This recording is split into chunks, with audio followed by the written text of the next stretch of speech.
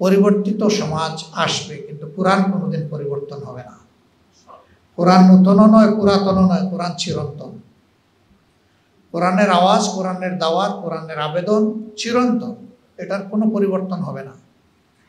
কেউ মনে করতে পারে যে কোরআন তো ১৫০০ বছরের পুরানা, তো কেউ একজন প্রমাণ করুক কোরআনের একটা শব্দ বর্তমান দুনিয়ার সমস্যার সমাধানে ব্যর্থ, কেউ প্রমাণ করুক।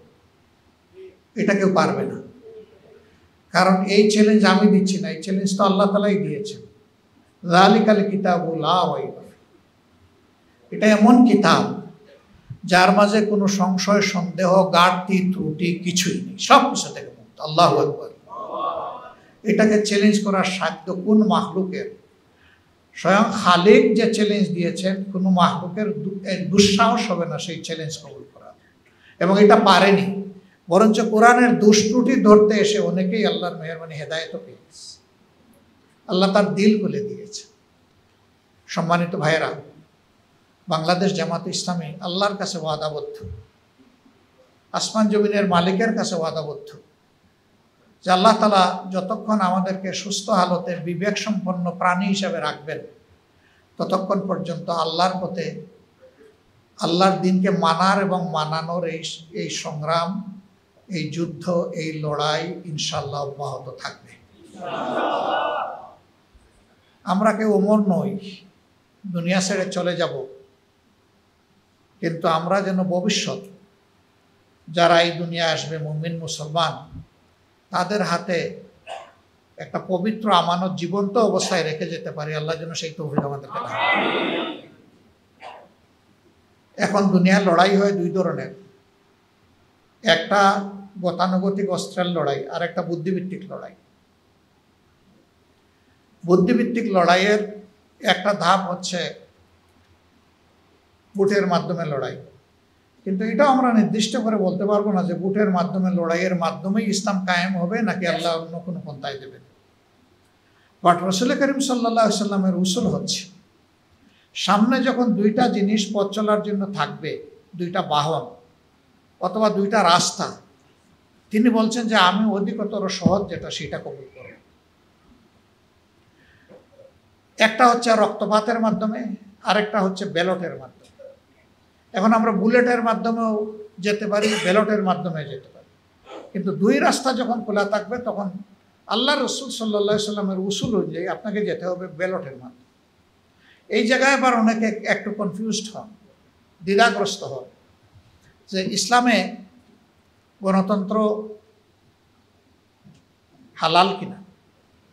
ইসলামে সেই গণতন্ত্র হালাল যেই গণতন্ত্র আল্লাহর বিধান কায়েমের জন্য, আল্লাহর বিধান বদলানোর জন্য নয়, ওইটা হালাল।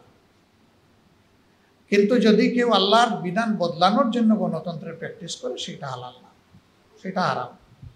এমনকি যুদ্ধ করলো কিন্তু ইসলামকে নির্মূল করার জন্য করলো, ওইটাও হারাম। তাহলে সব কিছু হতে হবে লিওয়াজহিল্লাহ, আল্লাহর জন্য, আল্লাহর পথে, আল্লাহর ইচ্ছাকে বাস্তবায়ন করার জন্য। আমরা এটাকে যদি যুদ্ধ হিসাবে নেই, তাহলে সৈনিক হিসাবেই আমাদের নিজেকে তৈরি করতে হবে।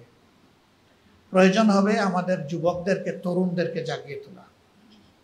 আমি খুবই আশাবাদী যে যুবকরা ফেসিবাদের অক্টোপাস থেকে এই জাতিকে মুক্ত করার জন্য বুক চিতিয়ে লড়াই করেছে, ওই সময়টা অনেকেই কিন্তু নারায়ে তাকবীর, আল্লাহু আকবার স্লোগান দিয়েছে, ইনকিলাব জিন্দাবাদ, এটা কিন্তু বুঝে শুনেই তখন বলেছে। পরবর্তী পর্যায়ে কিছু দাপ্পা বাপ মতলব বাস এটাকে হয়তো বা অন্যদিকে নেওয়ার চেষ্টা করেছে, কিন্তু ময়দানে কিন্তু ওইটাই তখন স্লোগান ছিল। এই যুবকদের, যুবতীদের অন্তরে ইমানের কিছু হলেও নূর আছে, এটাকে জাগায় তুলতে হবে। আমরা তো কার্যত তাদের জন্য লড়াই করছি।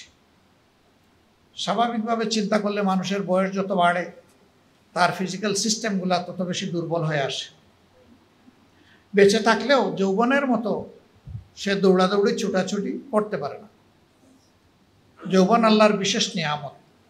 এই জন্য আদালতে আখিরাতে 5টি মৌলিক প্রশ্নের মধ্যে একটি জীবন, আর একটা যৌবন।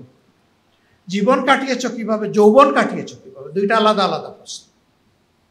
যৌবনের এত গুরুত্ব, এই যুবকদেরকে জাগিয়ে তুলতে হবে ইনশাআল্লাহ, যে তোমরা অধিকারের জন্য লড়াই করেছো। সবচেয়ে বড় অধিকার হচ্ছে তুমি তোমার পছন্দের ভালো মানুষকে নির্বাচিত করে দেশ পরিচালনার দায়িত্ব দিবা, তাইলে দফায় দফায় তোমাকে আর অধিকারের লড়াই করতে হবে না। সুতরাং এই অধিকার বাস্তবায়নের জন্য তোমাদেরকে আরেকবার মুষ্টিবদ্ধ হতে হবে ইনশাআল্লাহ। আমি যুবকদের মধ্যে সেই তেজ দেখছি।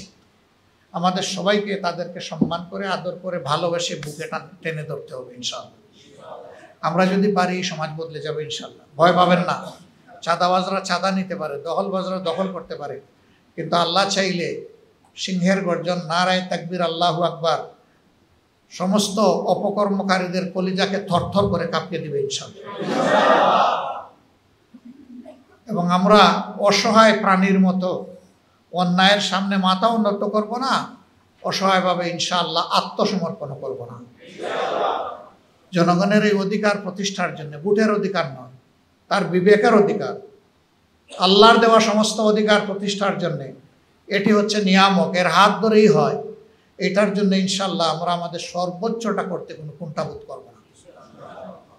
15.5 বছর আমাদের সম্মানিত নেতৃবৃন্দ এভাবেই আমাদেরকে শিখিয়ে গিয়েছেন যে একবার মায়ের পেট থেকে এসেছি, একবারই কবরের পেটে ঢুকবো, ডোন্ট ওয়ারি।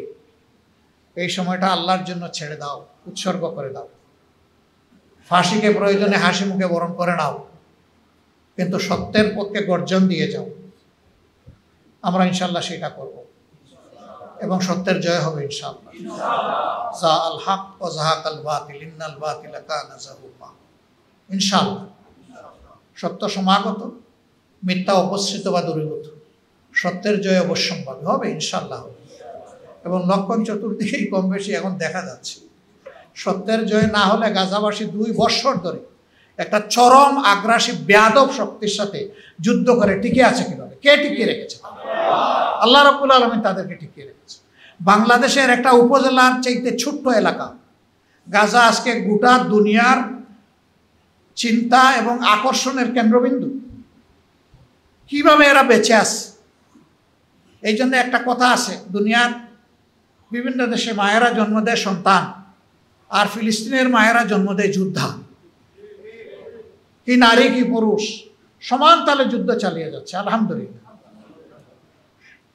আর একটা ভ্রাতৃপ্রতিম দেশ, তাদের উপরে অন্যায্য আক্রমণ চলতেছে।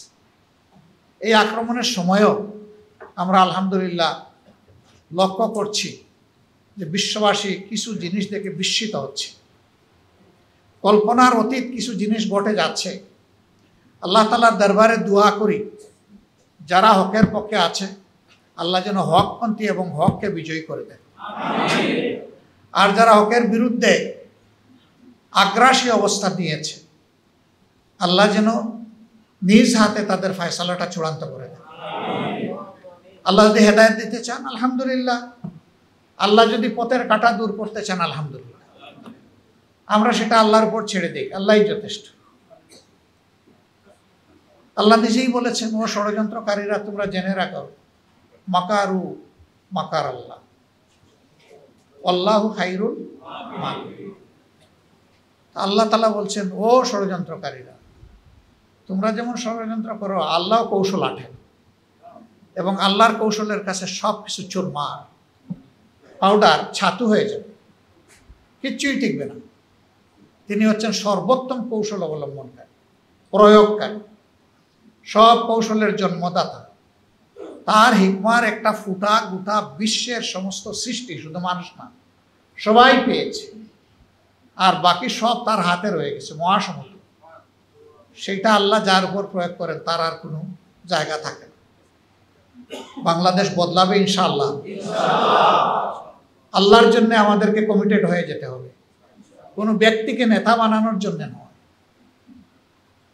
জামাতে ইসলামী কিছু বাস্তব কমিটমেন্ট নিয়ে জনগণের সামনে আসে, আশা করছি জনগণ এটাকে অভিনন্দন জানাবে ইনশাআল্লাহ। বড় কমিটমেন্ট, যে ধৈর্য আমাদের সহকর্মীরা দেখিয়েছেন 5 আগস্টের পর থেকে, যে দায়িত্ববোধের পরিচয় দিয়েছেন, এটি একটা নিদর্শন। এই সময় অনেক কিছু হয়ে যাওয়ার আশঙ্কা ছিল, আলহামদুলিল্লাহ আল্লাহর দেওয়া ধৈর্যের এই নিয়ামতের কারণে কিছুই হয়। আল্লাহ হেফাজত করেছেন এই জাতি ইনশাআল্লাহ। যেই সংগঠনকে তারা বলেছিল যে শেষ, এমনকি নিষিদ্ধও করেছিল, সেই সংগঠনকে আজকে আল্লাহ এই পর্যায়ে এনেছেন। দিল বলে ইনশাআল্লাহ তাআলা আজিম এই সংগঠনকে জাতির খেদমতের জন্য আল্লাহ কবুল করবেন ইনশাআল্লাহ। আসুন আমরা সবাই নিজেকে আল্লাহর কাছে পুরোপুরি শপথ করে দেই, যেভাবে শপথের শেষ অংশে এসে বলেছি, ইন্না সলাতি ওয়া নুসুকি ওয়া মাহইয়ায়া ওয়া মামাতি লিল্লাহি রাব্বিল আলামিন। ওগো মাবুদ, তোমার ইব্রাহিম যেভাবে বলেছিলেন, আমার সলাত, আমার নুসুক, আমার তামাম ত্যাগ কুরবানি নেক আমল, আমাকে দেওয়া তোমার মেহেরবানির হায়াত, আর আমার ব্যাপারে তোমার ফয়সালার মাওত, হে আল্লাহ সব তোমার হাতে তুলে দিলাম। শুধু এখন এইটুকুর আমানত বহাল রাখার এবং হেফাজত করার তৌফিক দান আল্লাহ আমাকে এবং আমাদেরকে এই তৌফিক দান করুন। ইনশাআল্লাহ বাংলাদেশ বদলাবে, তার আগে ইনশাআল্লাহ আমরা বদলে যাব। আল্লাহ আমাদেরকে তৌফিক দান করুন। আসসালামু আলাইকুম ওয়া রাহমাতুল্লাহ।